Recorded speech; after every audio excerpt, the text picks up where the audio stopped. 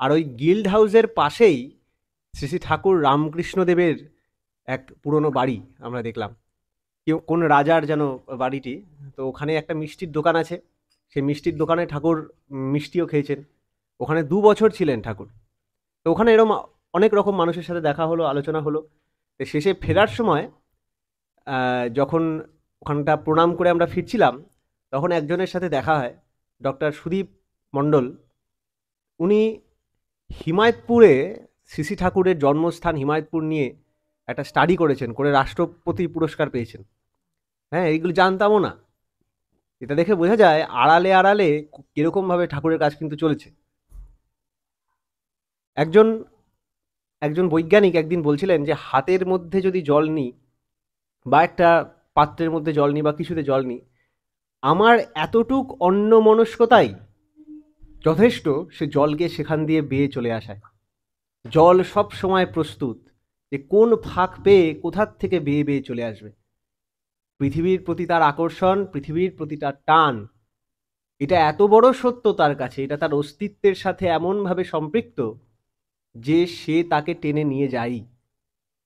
তাই আজকে আপনারা প্রার্থনা করলেন, এই যে আচমনে আমরা বলি হে সর্বানুস্যুত ব্যাপ্ত প্রাক প্রথম বাক, সর্বসর্গ সর্বহৃদয় প্রাণন পরিমল দ্বিতীয় ঈশ্বর।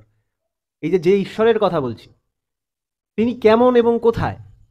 এই প্রথম ঈশ্বর যিনি, প্রথম ঈশ্বরের সাথে পরিচয়, বা ঈশ্বর বলতে যাকেই আপনি বলছেন, যে নামেই ডাকেন, ভগবত, ভগবান, আকাশ সাকাশ, যেখানে যা বলেন, যাহা কিছু হইয়াছে, তিনি আমার কাছে ব্যক্ত জীব জগৎ রূপে। যা কিছু দেখছি, হাওয়া, মানুষ, মা বাবা, আমার হাত পা, সব কিছু। তাই আমাদের তারপরে বলা হয় জীব জগৎ রূপে প্রতিভাত। কিন্তু এই জীব জগৎ রূপের প্রতি আমরা টান অনুভব করি, কিন্তু সেটা কিন্তু এককেন্দ্রিক হয় না। যেমন আমরা খাবারের প্রতি টান অনুভব করি, সেটা একরকম। একটা ছেলে একটা মেয়ের প্রতি টান অনুভব করে, সেটা আরেক রকম। আমরা ফুলের প্রতি টান অনুভব করি, সেটা একরকম। আমরা হাওয়ার প্রতি টান অনুভব করি, সে একরকম। ভগবান বা ঈশ্বর সারা দুনিয়াময় হয়ে যে সৃষ্ট হয়েছেন, তিনি নানাভাবে আমাদের টেনে চলেছেন। কিন্তু প্রবলেম হচ্ছে, তিনি যেহেতু তার বৈশিষ্ট্য মাফিক আলাদা আলাদা নানান রূপে পরিব্যাপ্ত, তার এই টানটাও যেন আলাদা আলাদা রকমের আমাদের কাছে মনে হয়। তাই জন্য এই টানটি পরিষ্কার করে আমরা বুঝতে পারি, ওদের আছে জীব জগৎ রূপে প্রতিভাত, রক্ত মাংস সংকুল উদ্ভাসিত, তুমি তোমার তজ্জাত সন্তান। এই ভগবান বলি বা যাই বলি, তিনি যখন রক্ত মাংস সংকুল দেহে অবতীর্ণ হন, একটা আকার নিয়ে আসেন, যার সাথে আমি ঠক্কর খেতে পারি, যাকে আমি ছুঁয়ে দেখতে পারি, সেই ঠক্কর দেওয়া ঠাকুর যিনি, ওরকমভাবে ব্যক্ত হন যিনি, ওই ঠাকুর রামকৃষ্ণদেবকে না বুঝে ভবতারিণীকে বুঝতে পারতাম না।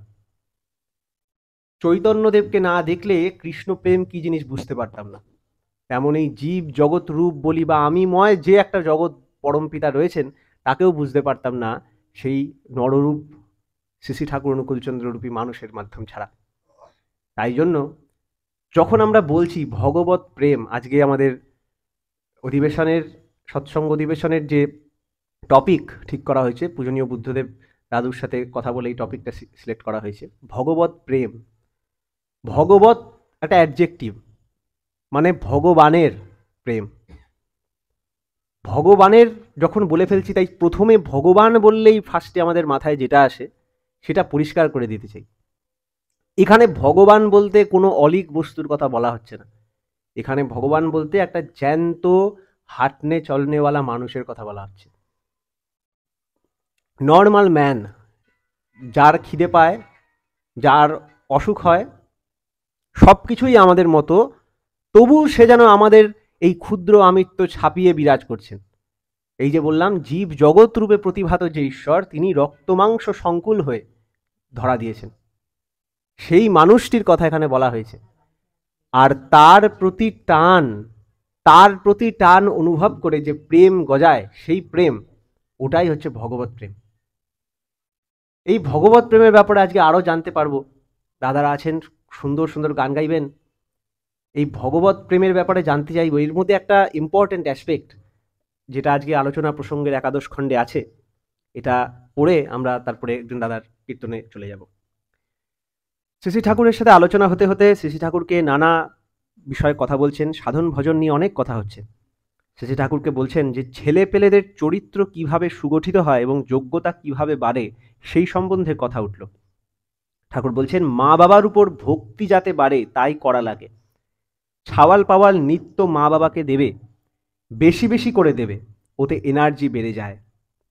এইভাবে শ্রী ঠাকুর অনেক বিষয় আলোচনা হতে হতে তারপর সাধন ভজনের কথা উঠল। তখন শ্রী ঠাকুর বলছেন সাধন ভজন যেমন লাগে তেমনি লাগে অ্যাক্টিভিটি। ইষ্টপ্রীতিকল্পে মানুষের জন্য খুব করতে হয়, নইলে মানুষ স্বার্থপর হয়ে পড়ে, সংকীর্ণ হয়ে পড়ে, অলস হয়ে পড়ে, আত্মমুখী হয়ে পড়ে। চাই চিয়ারিং নার্চার টু পিপল, মানে লোকের আনন্দদায়ক সম্পোষণা। আপনারা যদি মানুষকে টেনে না তোলেন তাহলে মানুষের উপায় হবে কি? অ্যাক্টিভ ডেমনস্ট্রেশন ছাড়া ক্যারেক্টারের মানে হয় না। আপনার ভগবত প্রীতির ম্যানিফেস্টেশন হওয়া চাই লোক সেবায়, ধর্ম দানে। এইটে বাদ দিয়ে ভগবত প্রীতি সিদ্ধ হয় না। শ্রীকৃষ্ণ এটা করতেন, এটা করতেন, ওটা করতেন, কিন্তু কেন কি করতেন তার মিনিংফুল অ্যাডজাস্টমেন্ট আমরা খুঁজে পাই না। যদি চোখ থাকে তাহলে দেখতে পাবো তার সব কিছু করার উদ্দেশ্য হচ্ছে স্বপরিবেশ, লোককল্যাণ। সাধক যে তারও এদিকে লক্ষ্য রাখতে হবে। সাধনা সম্বন্ধে ভুল ধারণাই আমাদের পরিবেশ সম্বন্ধে উদাসীন করে তোলে। ভগবান যেমন দই, ভক্ত তেমনি দই। দই মানে দয়াবান।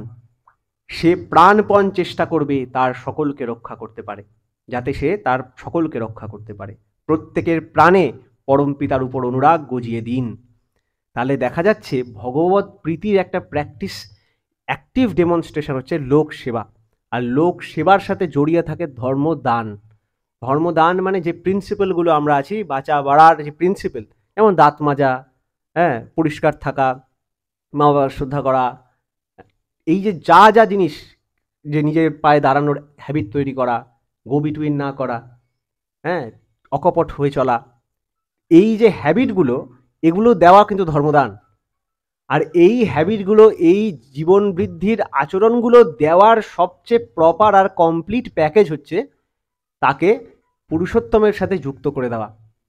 এর থেকে বড় সার্ভিস হয় না। আমরা ছোটবেলা থেকে একটা এক্সাম্পল বারবার শুনে এসেছি যে একদল আছে যে সেবা দেয় মানুষকে খাবার দিয়ে, মাছ, একজন আছে যে মাছ দেয় তাকে, আরেক দল আছে যে মাছ ধরা শিখিয়ে দেয়। তাহলে যে মাছ ধরা শিখিয়ে দেয় সেই বেশি ইম্পর্টেন্ট, কারণ সে তো খাবার ব্যবস্থা করে দিচ্ছে। তেমনই এক হচ্ছে আমরা তাকে অর্থ দিয়ে হেল্প করতে পারি, কিছু একটা হেল্প করতে পারি, কিন্তু কত ধরে দেবো, কত তুলে দেবো? তার উপায় হচ্ছে ধর্ম দিতে পারি আমি তাকে। আমি যদি তাকে পুরুষোত্তমের সাথে যুক্ত করে দিতে পারি, এইটা কিন্তু ভগবত প্রীতির একটা ইম্পর্টেন্ট অ্যাসপেক্ট। আমি ভগবানকে ডাকার জন্য টাকা দিয়ে দিলাম আর দরজা জানলা বন্ধ করে ধ্যান করলাম, নিজের প্রবলেম হবে যখন তখন ডাকলাম, ওটা ভগবত প্রীতি না। ভগবত প্রীতির অ্যাক্টিভ ম্যানিফেস্টেশন ঠাকুর বলছেন লোক সেবায় এবং ধর্মদানে। বন্দেই পুরুষোত্তম।